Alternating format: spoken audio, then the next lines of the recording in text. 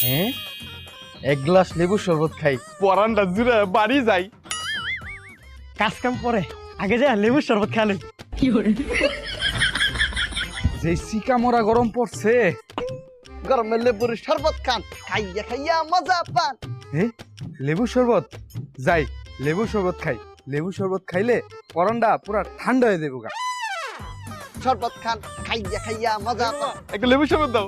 এই মামা জলদি করে লেবুর শরবত দাও। এই মামা একটা লেবু শরবত দাও। এই মামা একটা লেবু শরবত দাও।